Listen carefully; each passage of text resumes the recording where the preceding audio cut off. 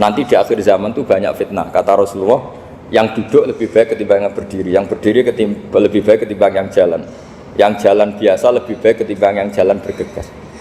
Man tasyarrafa laha tastasrifu. Fitnah itu adalah siapa yang terlibat maka akan semakin parah. Sehingga semenjak itu ulama berpikir nanti di akhir zaman kalau ada fitnah itu sebaiknya orang ngambil sikap sepasif-pasifnya, secuek-cueknya. Jadi semua syurahul hadis sepakat makna hadis ini apa? Orang disuruh sikap secuek-cuek.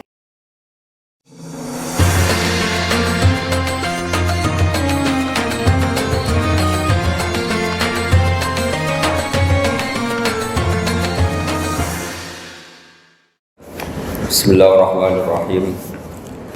Alhamdulillahirabbil alamin wassalatu wassalamu ala asyrofil mursalin nabiyina wa habibina Muhammadin wa ala alihi washabihi wa ba'du. Saya mau membaca bab tentang faslun fi nafil ibad bi kullil bilad. Bab seharusnya seseorang memberi manfaat kapanpun dia berada, dimanapun dia berada. Jadi kapanpun dan dimanapun dia berada. Qala Allah Ta'ala wa ja'alani mubarakan aynama kuntu. Ayna fi an ibadihi aynama kunna. Di sini diterangkan an-naf'u naf'ani, naf'un fil adyan wa naf'un fil abdan. Wal barakah kasratul khairi wa ziyadatu. Fa'athnallahu ala Isa biqaunihi ja'alahu nafi'an lil ibadi aynama kana wa haitsu kana. Jadi yang perlu saya terangkan di antara sifat dasar orang-orang baik adalah di mana saja, kapan saja itu memberi manfaat. Termasuk tentu saat paling sulit. Jadi Nabi Isa menceritakan dirinya itu wa ja'alani mubarakan aynama kuntu. Saya ditakdir Allah berada di mana saja, memberi berkah, memberi kemanfaatan bagi orang lain. Ada beberapa cerita tentang Nabi Isa. Jadi perlu diketahui ada 3 nabi yang seperiode. Satu Ibrahim dan Nabi Lut. Ibrahim itu sama Nabi Lut itu pernah paman. Kedua Nabi Musa dan Harun. Sebetulnya yang jadi nabi itu Nabi Musa, tapi Nabi Musa karena alsak, lisannya tidak jelas, minta Nabi Harun, ya tentu minta kepada Allah supaya Nabi Harun jadikan nabi. Terus ketiga Nabi Isa dan Yahya. Yahya bin Zakaria, terus Isa ini pernah keponakan Zakaria. Kira-kira kalau di Jawa ya misanan antara Yahya dan Jawa Isa. Jadi ada 3 nabi yang seperiode. Tapi yang paling berkompeten, yang sederajat kira-kira seperti itu hanya Isa dan Yahya. Karena Nabi Lut dan Nabi Ibrahim itu beda level. Karena Lut ini pernah keponakan, jadi hubungannya kira-kira yang murid dan guru. Terus Musa dan Harun itu juga nggak level, karena Nabi Harun ini jadinya Nabi itu atas permohonan Nabi Musa. Sehingga meskipun Harun itu kakaknya, tapi nggak berani bantah.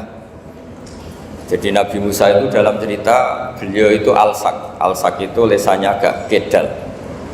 Tapi ini alsak yang barokah. Jadi dulu ceritanya Musa kecil karena dia seorang nabi, beliau seorang nabi. Itu kalau melihat Fir'aun itu mangkelnya bukan main. Padahal kecilnya dirawat Fir'aun. Sehingga cerita mulai kecil sudah usil. Kalau melihat Fir'aun itu ya jenggotnya dipakai mainan. Terus pokoknya nakal. Lama-lama Fir'aun curiga, dasar orang Israel. Nabi Musa ini turunan Israel. Lama-lama Fir'aun itu yakin kalau itu sengaja. Akhirnya Fir'aun mau membunuh Musa. Terus kata istrinya Fir'aun, Musa itu masih anak kecil. Jadi seperti itu ya bawaan anak kecil, bukan bawaan kebencian terhadap orang Kipti, orang Mesir. Kalau dalam bahasa kitab kuno Mesir itu Egypt al-Kipti, makanya disebut Maria al-Kiptiyah. Kalau orang sekarang bilang Egypt itu bahasa kunonya Mesir itu al-Kiptiyah.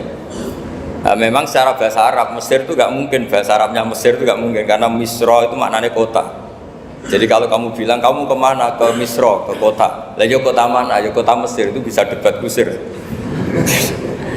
Jadi Ya kayak kita lah, kita sekolah di mana? Di madrasah. Madrasah terjemahnya apa? Sekolah. Nah, kemudian oleh istrinya Fir'aun ya gini saja, buktikan kalau Musa itu masih anak kecil. Masyhur itu dalam cerita dikasih bara api sama apel. Sebenarnya Musa kecil ini sudah pinter mau milih apel. Sama malaikat Jibril diarahkan tangannya itu ngambil apa? Bara api terus dikunyah. Itu yang menyebabkan lisannya Musa itu alsak, agak pelak. Nah, ketika jadi rasul itu akan repot karena nanti harus pakai penerjemah. Jadi seorang rasul tapi lisannya tidak apa? Cakap. Akhirnya Nabi Musa realistis ngendikan ketika diutus, wa akhi Harun wa afsahu minni lisanan fa arsilhu ma yarid ayyusaddiquni inni akhafu ayyukadzibun. Ya Allah, saudara saya Harun itu lisannya lebih fasih. Tolong jadikan dia rasul sebagai penguat saya. Akhirnya Allah mengabulkan doanya Nabi Musa, kemudian Harun dijadikan sebagai apa? Rasul. Sehingga meskipun satu angkatan, Harun dan Musa ini enggak level. Artinya enggak level itu ya Harun yang takut Musa. Terus ketiga ini Nabi Yahya dan Nabi Isa. Ini umurnya ya seangkatan, kecerdasannya, jadi nabinya sama-sama mulai kecil.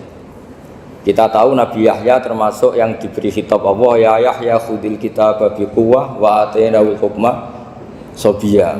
Yahya berpeganglah kitab secara kuat dan dia saya kasih kenabian ketika kecil. Sama dengan Nabi Isa yang disebut wa yukallimun nasa fil mahdi wa kahla.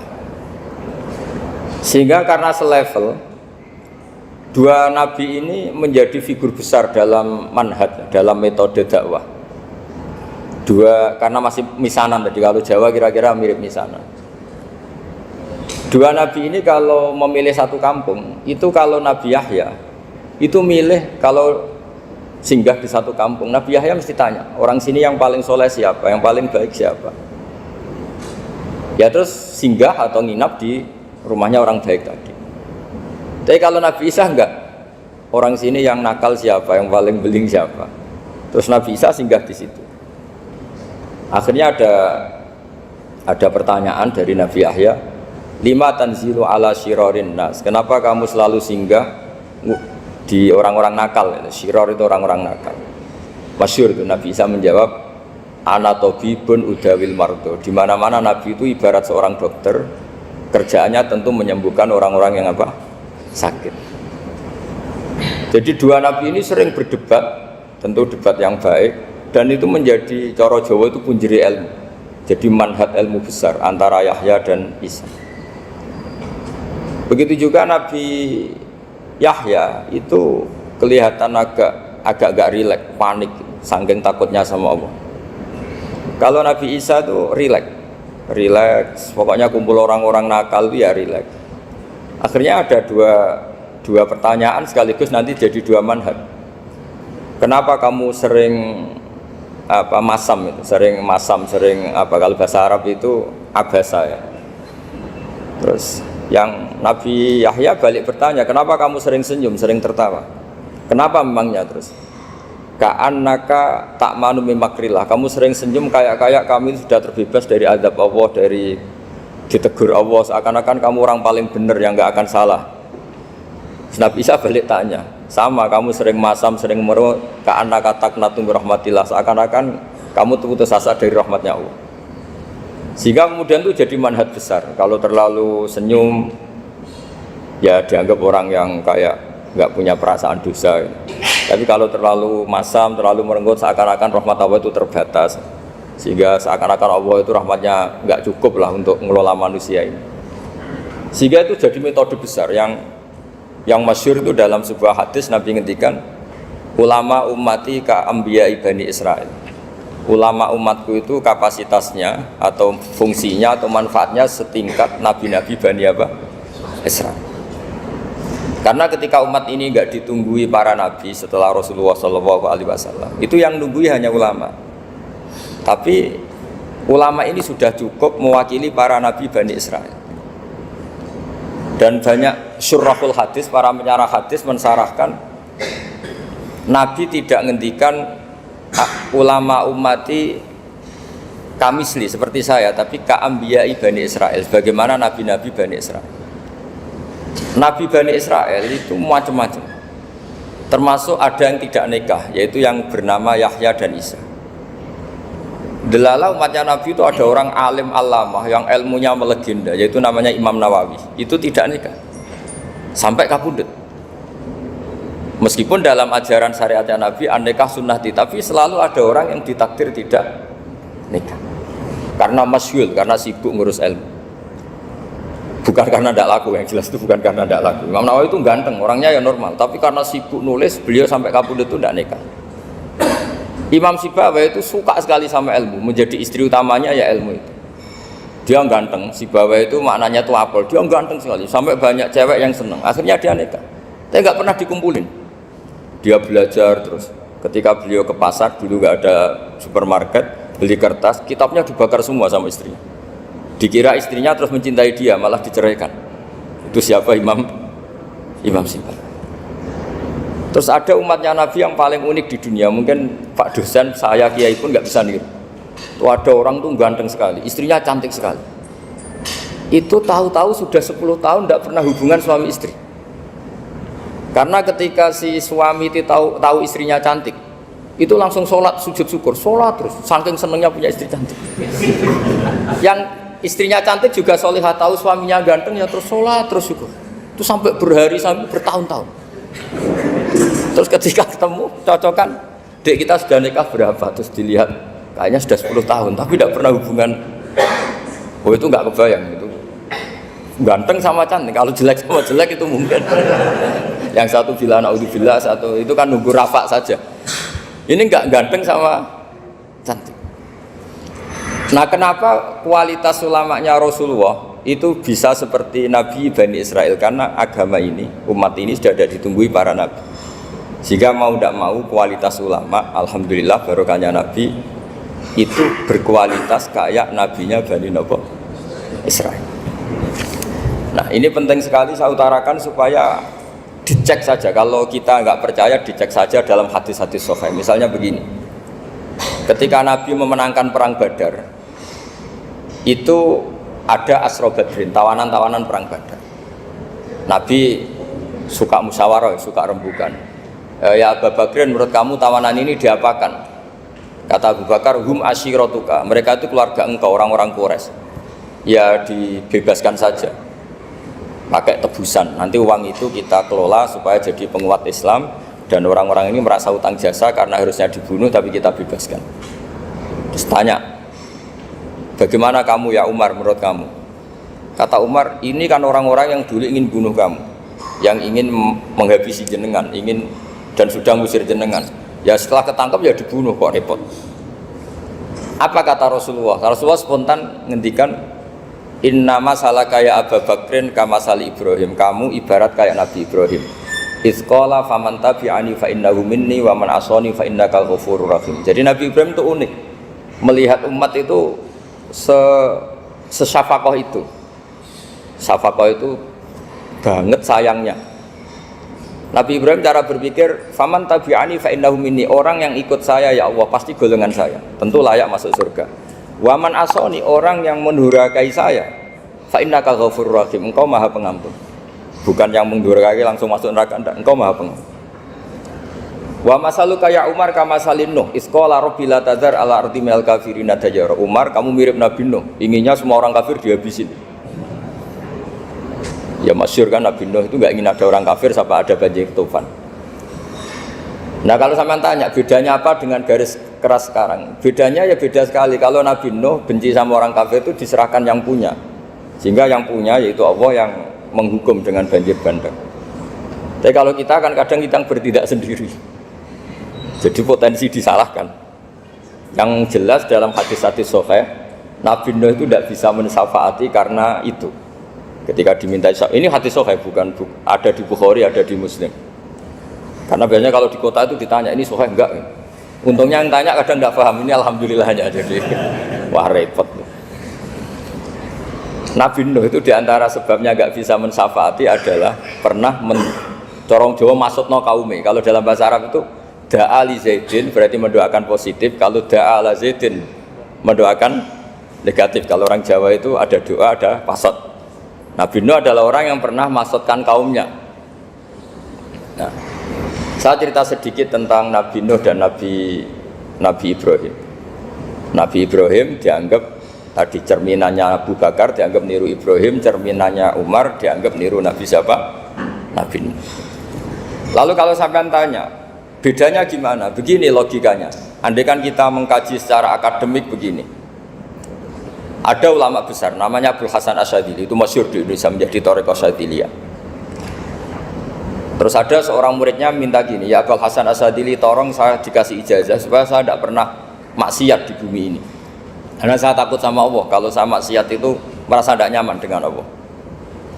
Abdul Hasan Asyadzili ini malah marah besar. Atuhibbu alla tadhharu maghfiratu.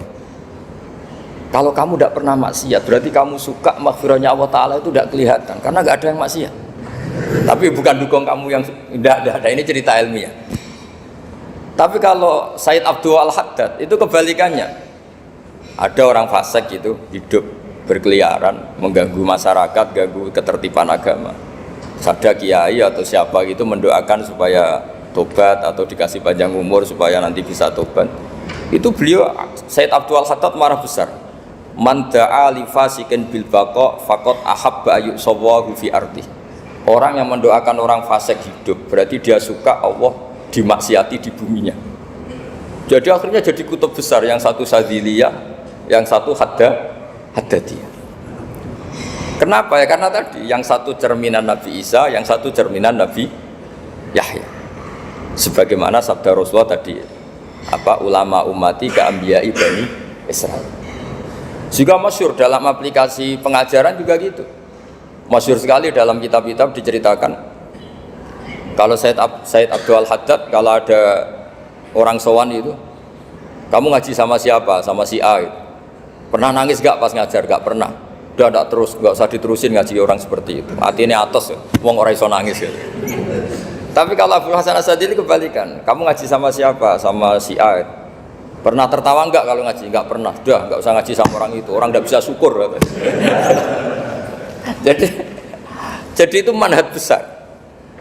Nah, akhirnya orang-orang kayak kita ini enggak jelas semua. Nangis ya bisa, syukur, guyu ya bisa. Cuma celakanya kalau kita nangis karena tidak punya uang, kalau guyu karena punya uang, itu masalahnya. Tapi kalau wali-wali dulu enggak. Kalau senyum ya karena saking yakin rahmatnya Allah itu wasiat rahmatu. Kalau nangis ya karena takut azabnya Allah. Kalau kita kan enggak, sangat-sangat materialistik. Ini yang membedakan kita.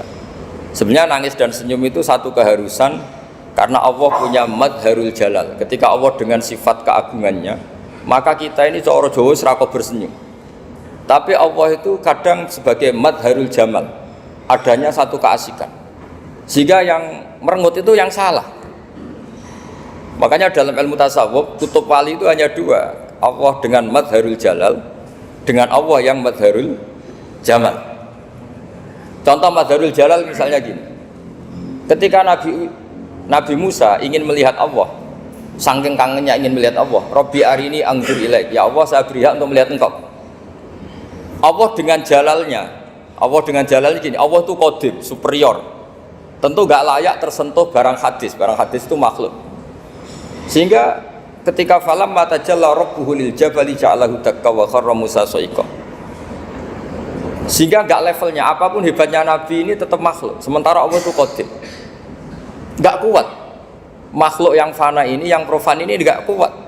Enggak kuat menampung zat yang qadim, yang superior, sehingga gunung pun hancur. Nabi Musa pingsan. Tapi ketika Allah dengan madharul jamal itu Allah dengan keindahannya, dengan kasih sayangnya, memberi hak makhluknya untuk melihat. Nah, di sini ini Allah sering ngendikan wujuhu yauma idzin nadhirah ila rabbiha nadhirah. Nanti ada wajah-wajah yang di surga itu melihat saya, kata Allah. Tapi apakah betul melihat kayak saya melihat dosen, melihat Pak Rektor, melihat teman-teman? Itu tidak bisa. Karena Allah itu qadim, sehingga meskipun manusia ahlul jannah melihat Allah, tetap Allah ngendikan la tudrikuhul absar wa huwa yudrikul absar.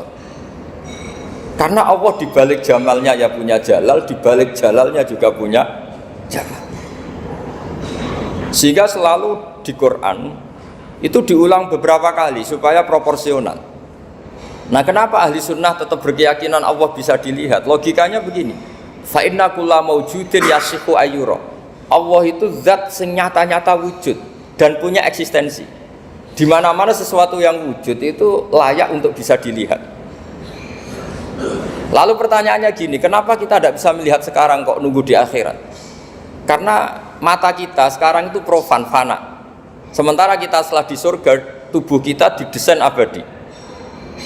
Ya, saya ulang lagi ya, setelah kita di surga, semua fisik kita ini didesain abadi. Tentu karena desainnya sudah abadi, layak melihat zat yang abadi.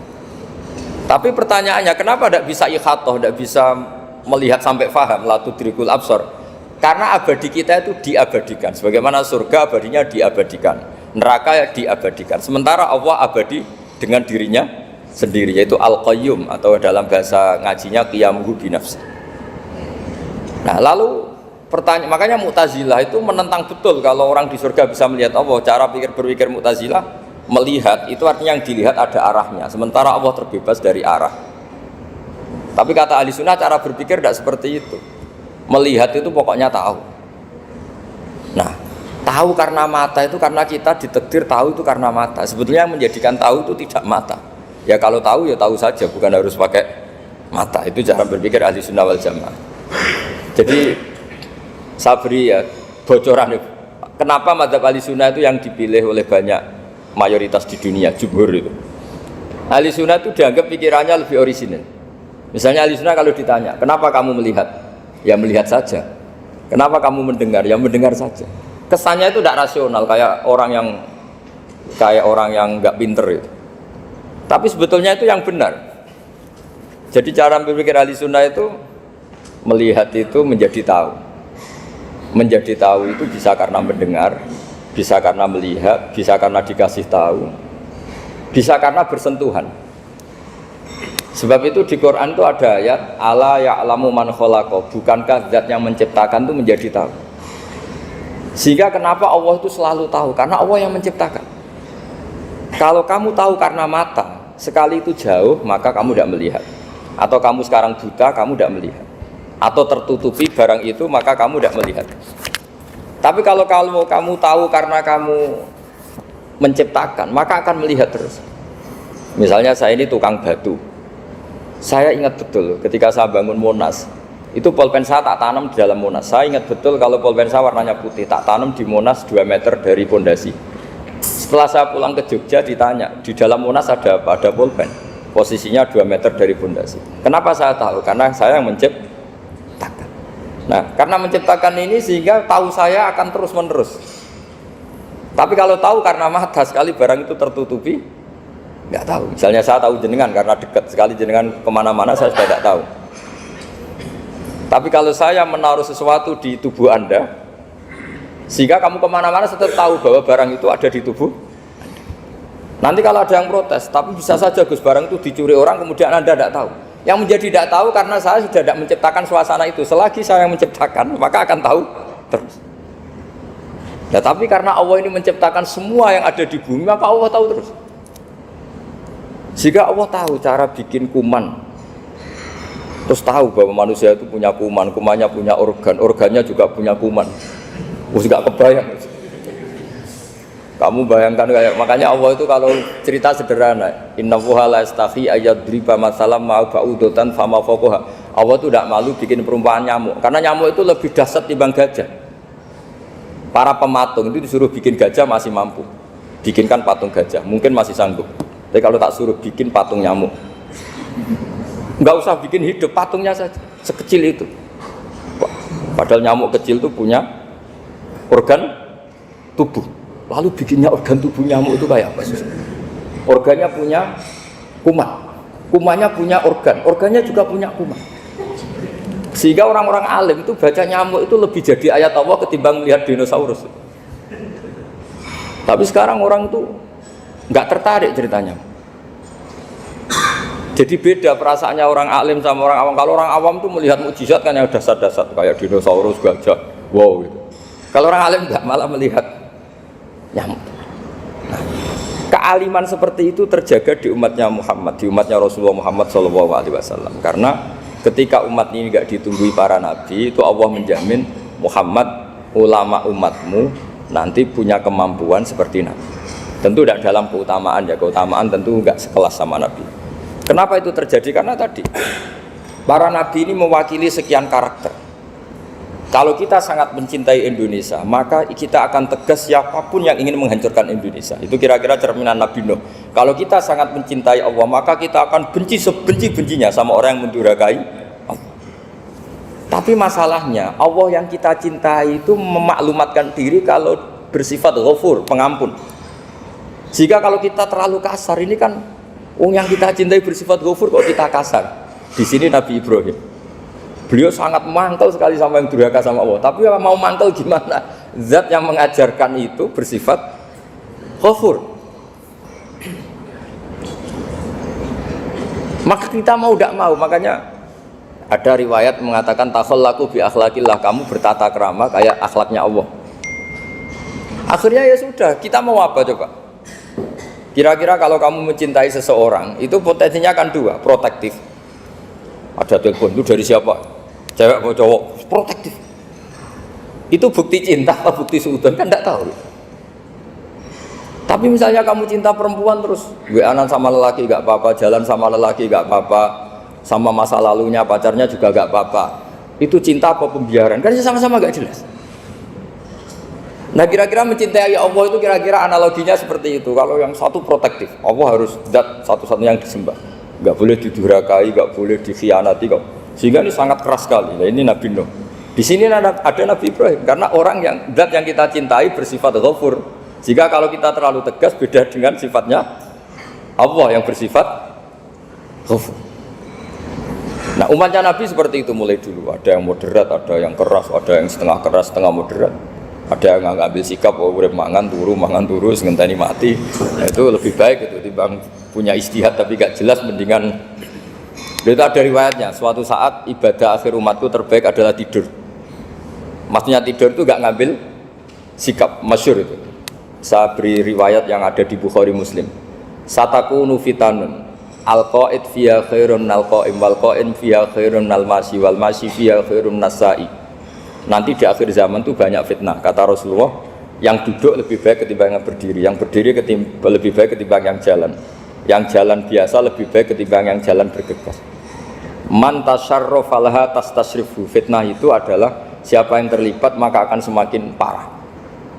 Sehingga semenjak itu ulama berpikir nanti di akhir zaman kalau ada fitnah itu sebaiknya orang ngambil sikap sepasif-pasifnya, secuek-cueknya. Jadi semua syurahul hadis sepakat makna hadis ini apa? Orang disuruh sikap secuek-cuek. Misalnya pilihan presiden, contoh kecil pilihan presiden. Mungkin para intelektual nggak merasa, tapi kalau ulama itu cara berpikir beda. Pilihan presiden, kamu fanatik milih A, yang satu fanatik milih B, ya presiden atau bupati atau gubernur. Terus yang satu bilang gini, wah kalau nggak di presideni A, nggak di bupati A, nggak di gubernuri A, negara ini rusak. Mungkin betul dari segi jejak rekamnya A ini bagus. Tapi pertanyaannya secara tauhid, bagaimana Anda menggantungkan kesejahteraan sama makhluk? Kamu nggak pernah terusik begitu kan para intelektual? Itu kan melukai. Bagaimana mungkin Anda menggantungkan kesejahteraan dengan seorang makhluk? Wah kalau di presiden A pasti Indonesia makmur, kalau bupati A pasti Sleman makmur, pasti Bantul makmur. Nah bagaimana mungkin makhluk yang sedang soleh kamu pastikan selalu soleh? Wong dia makhluk bisa berubah. Sementara yang B misalnya fasik, wah kalau dipimpin B pasti rusak negara. Bagaimana kamu pastikan B yang fasik selalu fasik? Biar saja dia husnul khotimah. Yang fasik pas mimpin jadi soleh, yang soleh pas mimpin jadi fasik. Akhirnya ulama karena tahu sifat manusia itu rubah-rubah dan kendali di tangan Allah, sikapnya nggak jelas. Saya ini termasuk orang yang terkenal nggak jelas. Karena kalau ditanya, Gus sampean pilih presiden mana, bakti mana? Sanut pangeran gersing dadi aku loyal. Wah, anut pangeran yo kacau. Wah, luwih kacau menan anut pangeran kata saya. Ini kan sudah tidak sambung karena pikirannya ulama memang nggak beda, cara berpikir ulama itu beda. Bahkan bapak saya itu kalau didik saya itu begini. Kalau meseli saya atau ngirim saya dulu itu kan pakai mesel. Ini uang kamu 500.000 untuk kamu. Mesti ditambahi 100.000 ini untuk buat jajan sama teman-teman. Mesti ada uang pokok, ada uang sodako. Dulu saya sering tanya, kenapa Bapak sangat menghormati teman-teman saya? Kata Bapak, kue mondok, aku raiso nyukupi, sing iso nyukupi ya konco-konco. Ternyata betul, rata-rata anak kuliah atau anak mondok, uang pribadinya kan 8 hari dari dikirim sudah habis. Berarti kan masih 22 hari, kok bisa hidup itu kan barokahnya teman-teman. Malah yang agak beling itu 1 hari sudah habis, berarti ada 29 yang bergantung sana sini. Sehingga Nabi dulu cara ngendikan itu unik. Kata Nabi, da'un nasa yarzuqu wahu ba'duhum ba'duh. Menusau barnawa, engkau saling memberi rezeki. Ketika ada collab, Medina itu pernah collab, terus sekarang pernah defisit. Beberapa pakar ekonomi datang ke Rasulullah, ya Rasulullah, sa'ir, tolong dikasih harga standar. Tapi apa jawabannya Nabi? La tusairu fa inna Allaha huwal musair. Kamu jangan kasih harga, Allah sendiri yang menentukan harga itu. Terus kata Nabi, kenapa engkau begitu ya Rasulullah? Ini negara harus ditentukan harga karena gini-gini. Kata Nabi, saya tidak ingin ketemu Allah dalam keadaan dolim. Tapi ini tentu di teori ilmu modern ini masalah. Tapi menurut orang modern. Tapi kalau menurut ilmu hakikat itu nggak akan masalah. Misalnya, kenapa Nabi tidak menentukan harga dalam keadaan negara seperti itu? Jawabannya pakar-pakar hakikat. Ya saya ulang lagi, pakar-pakar hakikat. Begini, misalnya ada orang menimbun supaya nanti harganya mahal. Ya. Terus ditimbun terus sampai nunggu harganya mahal. Lama-lama dia sadar kalau timbunannya nggak ada gunanya karena ternyata orang nggak beli. Nah, ketika orang tidak punya kemampuan beli, yang menimbun juga tidak punya uang. Nah, tapi kalau sampean tanya, tapi Gus nak tuku barang pokok kan kita mati karena kehabisan stok. Itu masalah tauhid Anda. Bagaimana mungkin kamu membayangkan seorang makhluk tidak bisa hidup atau nggak dapat rezeki? Nabi itu orang yang sampai ke derajat hakikat, dari tidak pernah bayangkan gitu. Salah sampean jadi orang yang tauhidnya masalah. Sehingga terus bayangkan, wah kalau negara ini chaos, wah kita makan apa? Kalau negara gak stabil, wah kita gimana? Itu tidak bisa seperti itu. Dulu ketika kita dijajah Belanda, itu kiai-kiai kita, Mbah Hasyim Asy'ari, Mbah Ahmad Dahlan, mondoknya di Mekah. Sampai alim alama, dua beliau, Mbah Hasyim sama Mbah Ahmad Dahlan itu ngajinya sama-sama Syekh Khotib Minangkabau. Cuma Mbah Hasyim lebih menekuni ke Syekh Mahfud Termas, yang satu menekuni Syekh Khotib Minangkabau. Jadi dua beliau itu ngaji di guru yang sama. Mbah saya, buyut saya itu ya sudah mondok Mekah. Itu zaman dijajah Belanda. Sekarang kita agak dijajah, nggak mondok di sana. Buyut saya itu zaman itu sudah haji. Buyut kelima saya itu dulu kalau ingin cari tempat yang teduh itu masuk ke gua. Itu masuk gua itu hanya kepalanya saja, kakinya masih di luar. Karena gua di Arab tidak seperti gua di sini. Kalau gua di sini kan orang bisa masuk semua. Kalau gua Arab kan hanya celah-celah batu-batu besar. Sehingga ketika Rasulullah hijrah ke Madinah, singgah di gua Sur, kata Abu Bakar gimana? Andai kan yang ada orang kafir di depan gua, kata Abu Bakar gimana? Andai kan mereka melihat kakinya pasti melihat kita, karena gua di sana itu satu tubuh tidak bisa masuk penuh. Kalau gua di sini kan ada yang mobil saja bisa masuk. Nah itu bahasa saya kalau mau istirahat itu masuk gua, separuh badan di dalam gua, separuhnya masih di luar. Nah sekarang terus kita bilang, wah kalau kita negara tidak stabil kita haji kemana? Dulu zaman dijajah Belanda kita bisa haji. Soal kebahagiaan, nenek moyang pulau jenengan tuh anaknya banyak, dijajah Belanda, jajah Jepang, ya nyatanya anaknya banyak-banyak. Itu kira-kira bahagia apa enggak? Nah, artinya gini, ya tentu kita tidak ingin dijajah itu tentu ya, tapi kita ini selalu latah. Wah kalau ekonomi jatuh kita makan apa? Kalau kita dijajah kita tidak perlu seperti itu. Rahmatnya Allah Ta'ala itu akan adrokatna. Rahmatnya Allah Ta'ala akan menemukan kita, apapun kondisi kita, apapun keadaan kita. Ini cara berpikir tauhid. Sehingga Nabi itu tidak pernah bayangkan umatku narata tunggoni piye, ditunggoni Allah. Sehingga masyhur dalam hadis-hadis sahih, la tazalu ta'ifatun min ummati dzahirina 'alal haq la yadurruhum man khadalahum wala man khalafahum wala man nawa'ahum. Selalu di umatku ada kelompok-kelompok yang selalu membela kebenaran dan tidak akan terkalahkan oleh kesesatan di akhir zaman. Kenapa? Cara berpikir orang tauhid itu sederhana begini. Allah menamakan dirinya Al-Hadi, penunjuk jalan. Dan sifat Allah pasti nafidah karena Allah tidak terkalahkan.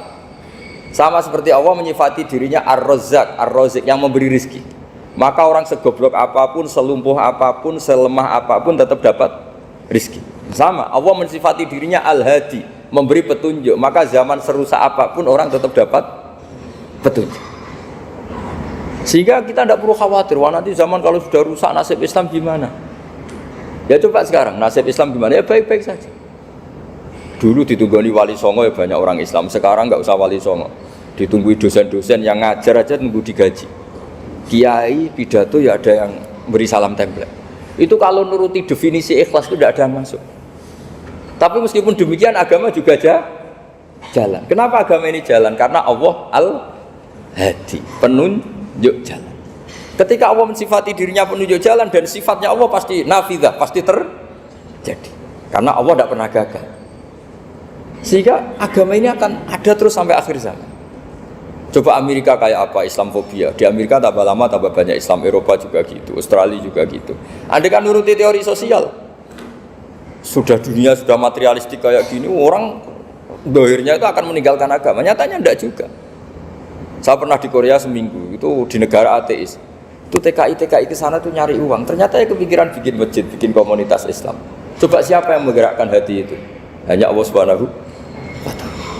Ya, jadi cara berpikir tauhid saya ulang lagi, saya mohon sekali di pengajian ini saya cerita wajah alani mubarakan aina ma kuntu. Jadi cara berpikir sekian nabi, terus kita punya karakter tertentu, kita milih nabi ini itu sah.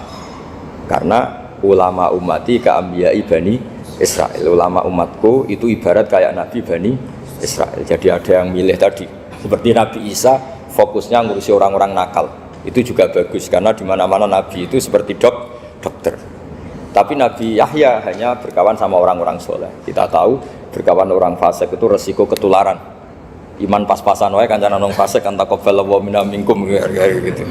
Wong kamu sendiri tidak sehat-sehat amat berteman orang penyakitan kan bahaya. Tapi kalau kamu sebagai dokter kok hanya berteman orang sehat, lalu kamu penelitiannya gimana? Masa saya dokter spesialis pernah penelitian, semua orang sehat saya pernah saya teliti. Itu dokter aneh apa enggak? Saya dokter spesialis TBC, spesialis paru-paru. Yang kamu teliti siapa? Semua orang sehat. Pernah meneliti yang sakit? Tidak pernah. Kan ya jadi dokter aneh. Tapi misalnya terus kamu sendiri terus berteman orang penyakitan terus, kan ya rawan tertular. Ini ada dua figur yaitu Nabi Yahya dan Nabi siapa? Ya saya kira demikian.